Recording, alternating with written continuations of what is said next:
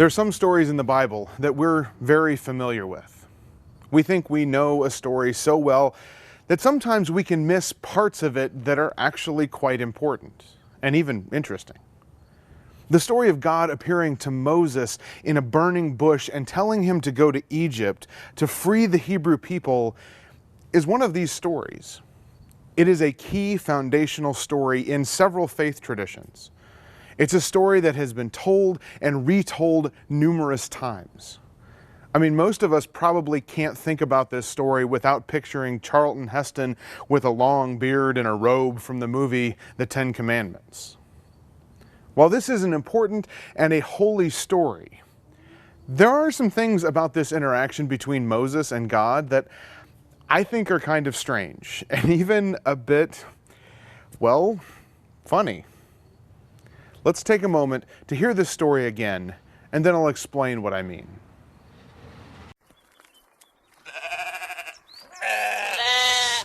Come on, sheep, let's go.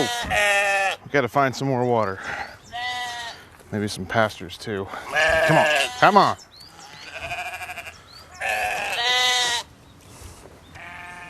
Is that bush on fire? Moses!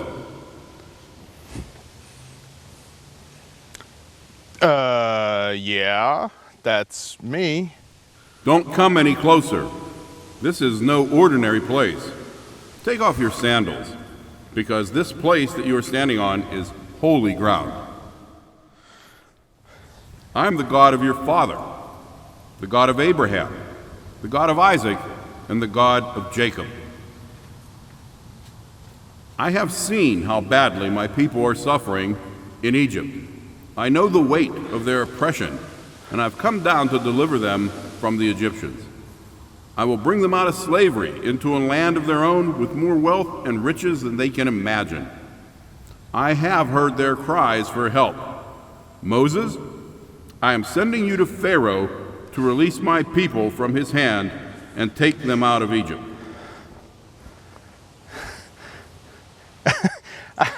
I mean, seriously?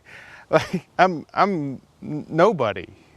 I'm certainly not anybody who's up to that kind of task.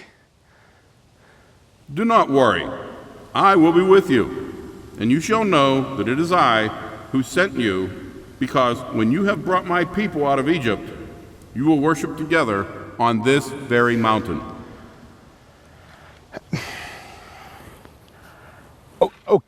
Okay, but if I go to them and I say the God of your ancestors has sent me, I mean, the first thing they're going to tell me is, oh yeah, right, really, what's his name then? So what do I tell them? Right. Good question. I am who I am. You can tell the people that I am has sent you, and that I am is the God of their ancestors, the God of Abraham and Isaac and Jacob. You should also go assemble the elders of Israel and tell them that I have appeared to you and have given you the task of bringing my people out of the misery of Egypt into a land flowing with milk and honey. Tell them that I will strike Egypt with all sorts of wonders, and that after that, Pharaoh will let them go. And tell them that when they leave Egypt, I will make it easy so that they do not go empty-handed. But they will leave carrying all sorts of gold and silver and clothing taken from the Egyptians. Well, what if they don't listen to me? And what if they say, yeah, right, the Lord didn't actually talk to you? What do I do then? Look, you see that staff in your hand? Throw it on the ground.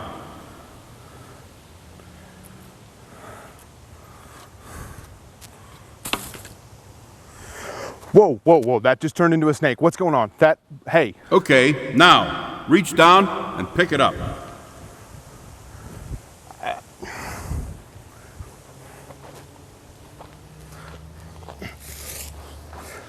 Now, put your hand in your pocket and pull it out. What?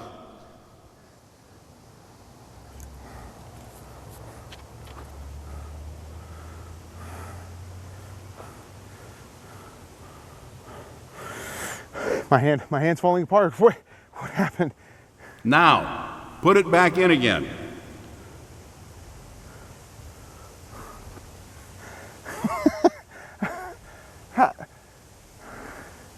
How? Now, listen. These are just a couple of the signs you'll do. I've got a bunch of things in store for them. Water that turns to blood, bugs that eat everything, hailstones that light on fire, a bunch of stuff. It's going to be really obvious that I'm the one who has sent you. Trust me, this isn't going to be a problem.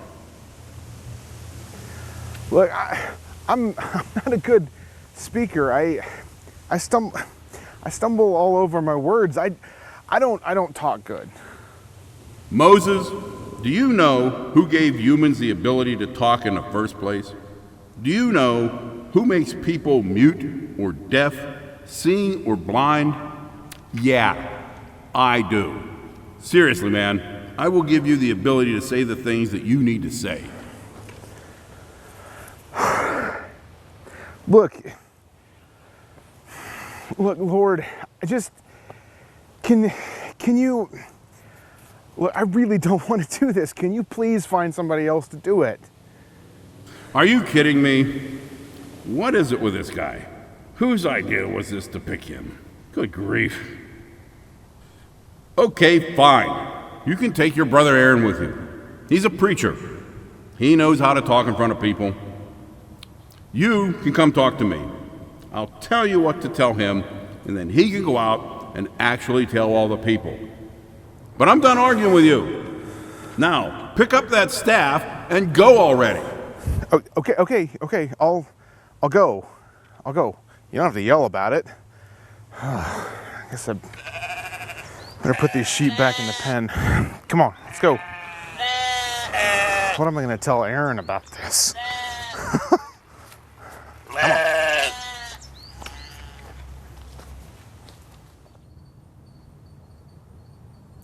There are a couple of things that I find really fascinating about this story. Yes, on one hand, this is one of the most pivotal scenes in the Bible. The story of God freeing the Israelite people from captivity in Egypt is arguably the central story of Judaism, and it's foundational for Christianity as well. And that story of release from captivity, it hinges on this interaction between Moses and Yahweh. The importance of this story should not be understated. What's more, it seems on first glance that this should be a very cut and dry thing for Moses to say yes to. There aren't many people in the story of the Bible who have as clear and a direct message from God as someone who is hearing the voice of God come directly out of a bush that appears to be on fire, but is somehow not actually burning up. This is the ancient equivalent of God using bright flashing lights and a bullhorn to get someone's attention. And yet, Moses resists the calling from God. Even when he knows for sure that God is speaking to him, even when he knows that he is being sent on one of the most important missions in the history of God's people, even when he knows that God is going to give him power to work all sorts of signs and wonders, and that God will give him the words to speak, even after all of that, he keeps making excuses over and over and over again to get out of it.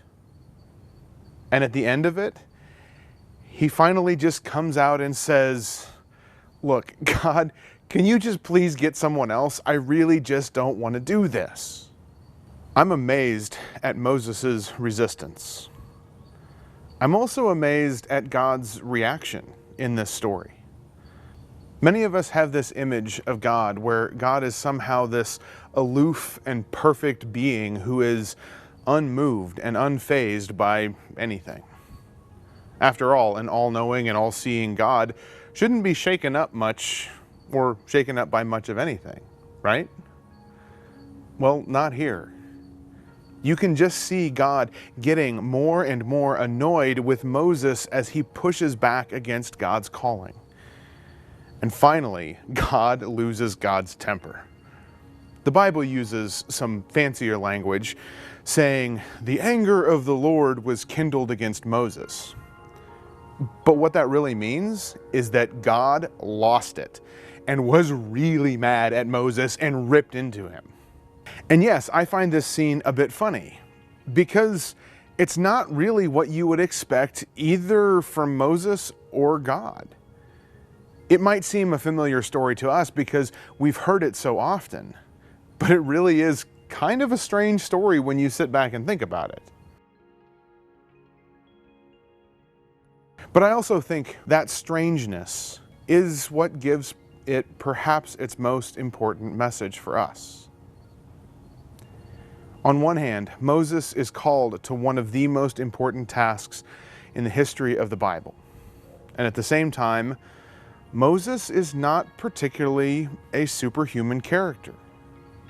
Moses is, in many ways, very ordinary, even flawed. When we tell the epic stories of our culture and our history, we often have a tendency to paint our heroes and even our villains as something larger than life, as somehow different than the rest of humanity. Whether it's heroes like George Washington or Martin Luther King Jr., or even a villain like Adolf Hitler, it's easy to think of them as somehow more than human or different than ordinary people like us. The story of Moses, however, reminds us of something different. The truth is that our heroes are never as good as we think they are, and villains are never as bad as they are.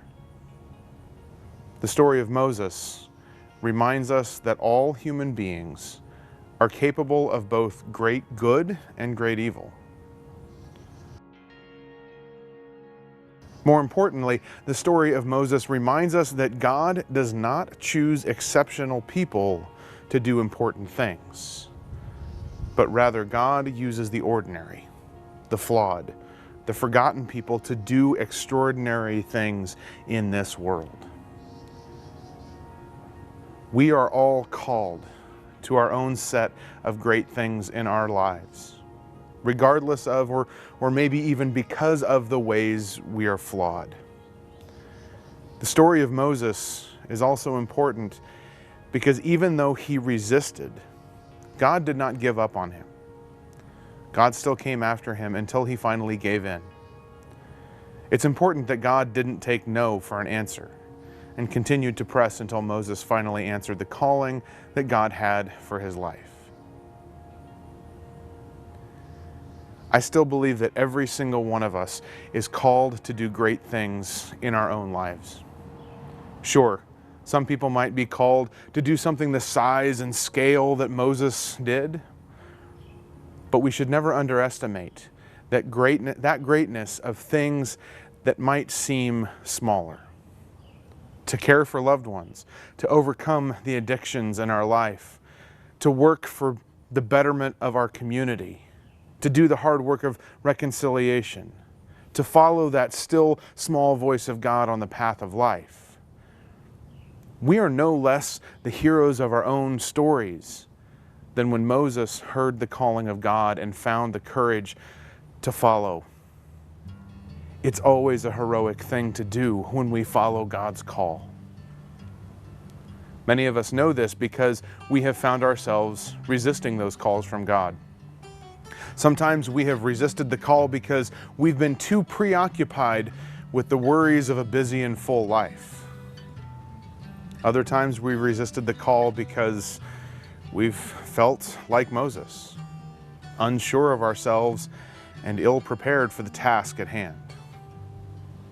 Sometimes there are those among us who have heard the call from God and who have expressed a willingness to follow it, but who have then been told by others that they must have heard wrong or that they are not allowed to follow that call because of who they are.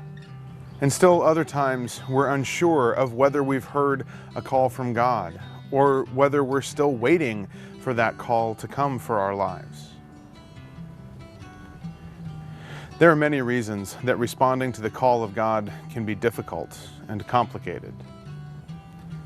But if you're struggling with how to respond to the call of God, Just remember that God would not have called Moses if God didn't think Moses wasn't up to the task. And just remember that God thinks that you are up to the task as well. God uses ordinary people like you and me and Moses to do the extraordinary. May you have the courage to follow that call of God in your life. Amen.